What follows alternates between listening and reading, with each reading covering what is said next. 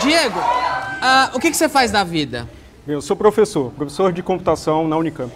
De computação na Unicamp.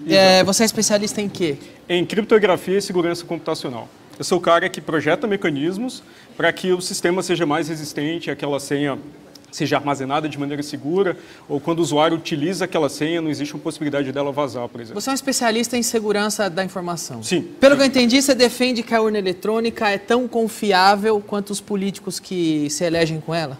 De certa forma, sim. Para dar um pouco de contexto. No Brasil, a gente adota um sistema que é chamado na academia de primeira geração, porque ele depende do registro da contagem puramente eletrônica dos votos. A gente está depositando toda a confiança numa equipe de programadores que produz o sistema que faz parte da autoridade eleitoral, né? No caso o TSE. Todos os outros países que adotam um sistema de votação eletrônica, eles usam sistemas que produzem também um registro físico do voto, por exemplo, em papel. Então, isso permite que você colete esses registros físicos, esses votos, em outra mídia, né, em outra urna, por exemplo, uma urna convencional. E no fim da eleição você pode somar, pode fazer uma apuração para amostragem e ver se o software que está no equipamento está se comportando de maneira honesta. Enquanto eu era professor da UNB, eu participei de um desses mecanismos de auditoria, foram testes organizados pelo próprio TSE, com uma série de restrições, então a gente tinha poucos dias, a gente teve poucas horas para ver o software de votação e a gente encontrou falhas fundamentais nos mecanismos de segurança desse sistema. Quais são as falhas que você encontrou na urna eletrônica? Certo, então as falhas tinham implicação tanto no sigilo do voto quanto na integridade dos resultados. Então, no Brasil, o sistema deve fornecer sigilo do voto.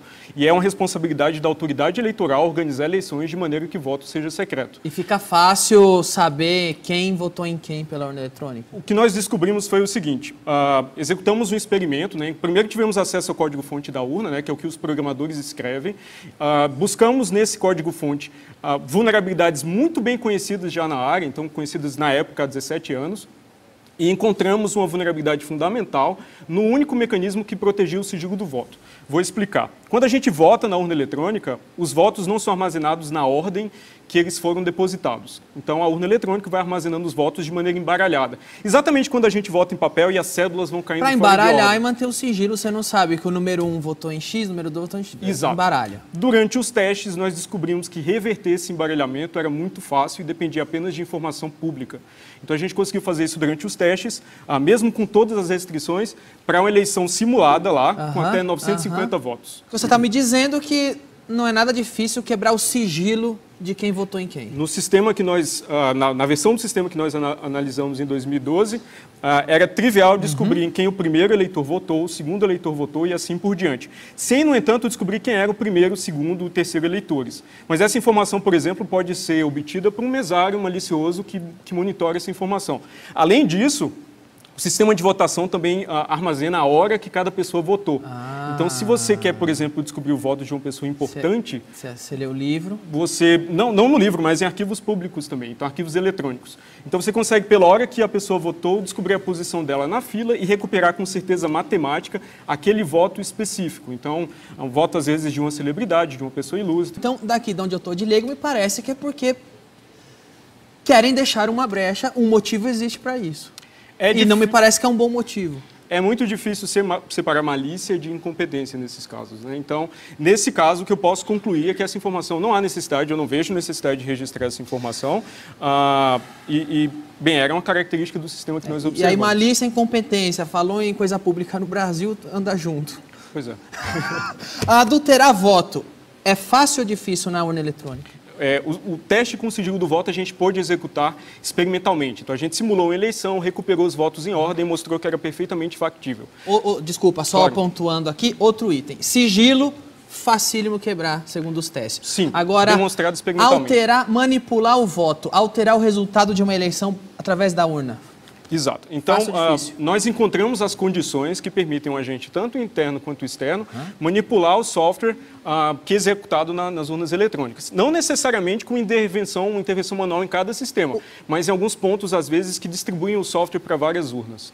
Para quem mais leigo como eu, o que é um agente interno e o que é um agente externo? Um agente interno é alguém que trabalha na justiça eleitoral, né? Então ele tem certa prerrogativa, certo privilégio de acesso ao sistema. Que seria, no caso, um infiltrado de um partido. Poderia ser, sim. Ou do governo ou de outro partido que um agente malicioso um e tem acesso privilegiado, por exemplo. E o externo? O externo seria alguém que, às vezes, ele pode ter sido um ex-programador, um ex-funcionário da Justiça Eleitoral, mas ele é financiado por um partido político e não está dentro da Justiça Eleitoral. Ele é da máquina ou do governo ou de outro partido? Não, é do TSE? Autônomo, assim, é um autônomo. Alguém que pode ser pago para fraudar uma eleição. Então, basicamente, o que protege o software de votação, que é instalado nas urnas, país afora, é uma chave criptográfica, é um segredo. Idealmente, a gente deve ter um segredo distinto para cada urna, porque é exatamente a mesma analogia das chaves, né? A gente não tem as mesmas portas, a gente não compartilha segredos de chaves entre portas de casas distintas. Cada porta tem a sua chave. E o que a gente observou é que 500 mil de equipamentos, todas as urnas eletrônicas, compartilham o mesmo segredo. E esse segredo ainda era armazenado de maneira completamente insegura, assim, que, novamente, voltando àquela analogia, remete a você colocar a chave embaixo do tapete, né? E confiar que como a chave está embaixo do tapete, ninguém vai descobrir que ela está lá. A diferença é que essa chave abre todas as portas, exato, basta não que ela só vaze aquela. uma vez. E foi curioso porque quando essa informação se tornou pública, o TSE publicamente defendeu isso com uma decisão de projeto que fazia sentido. Mas eu não consigo me convencer disso, porque não é razoável contar um segredo, de certa forma, para 500 mil de equipamentos e imaginar que ele vai continuar seguro ou vai continuar secreto. E desculpa, não é um segredo, é o destino de um país. Sim, de fato. Agora, eu como leigo, mais uma vez, daqui me parece que tudo não são problemas difíceis de consertar, são problemas que existem há 17 anos na urna, são problemas que merecem uma satisfação e que ninguém conserta, ninguém dá uma satisfação.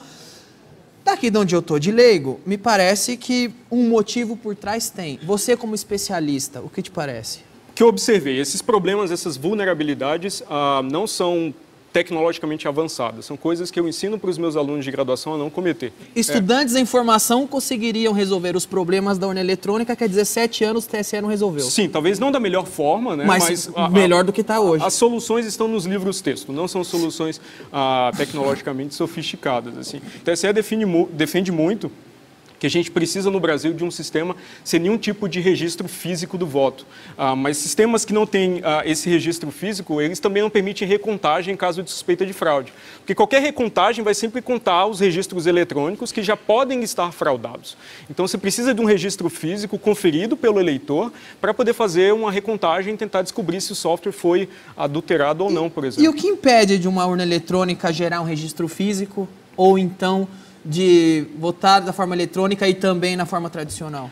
Bem, é um certo custo adicional, porque você precisa de uma impressora acoplada, uma impressora adicional, né, papel para imprimir esses votos, talvez um pouco mais de logística para organizar essa impressão e essa apuração posterior, porque um pouco de cuidado na implementação, porque esse registro físico não pode ser implementado de forma que o eleitor leve um comprovante do seu voto para casa, porque senão ele pode quebrar, os eleitores podem quebrar com muita facilidade o próprio sigilo do voto ou outros agentes, então precisa um pouco de cuidado.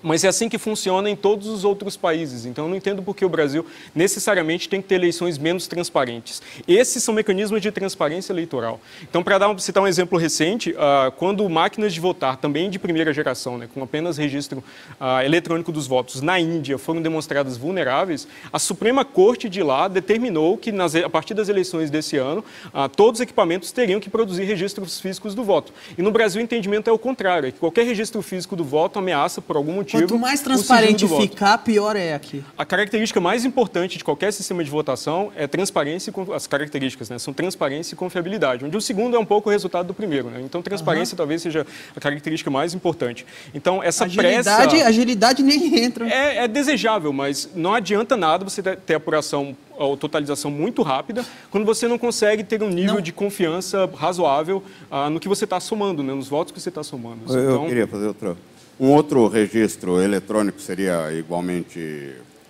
deturpável, sei lá, se na hora que você votasse, registrasse na urna, mas também registrasse em algum outro lugar. Ótima pergunta. No Brasil, o TSE alega que esse arquivo dos votos embaralhados, que eles chamam de registro digital do voto, é um mecanismo de recontagem. Mas ele é produzido pelo mesmo software, pelo mesmo programa que soma os votos. Então, se o atacante toma, o adversário, o fraudador, né, toma controle do software que conta os votos, ele também produz um registro dos votos embaralhados que é compatível com aquela contagem. Então, você precisa de uma outra mídia, de fato, até para aumentar o custo de ataque, porque agora o atacante, o fraudador, tem que manipular de maneira compatível vários registros e também você tem uma trilha verificada pelo eleitor, no caso, independente da trilha eletrônica, dos votos armazenados de maneira eletrônica. Rápida, igual, né? E que tem fraudes também, tem possibilidade de fraude, mas todas elas são visíveis, né? Porque envolvem você subtrair papel, sumir com lona, que eram fraudes que aconteciam na eleição com cédula no Brasil e deixavam testemunhas, né? Uma eleição puramente eletrônica não deixa testemunhas para a sociedade nos fiscais eleitorais. Só precisa de um cara com uma chave para alterar onde ele quiser.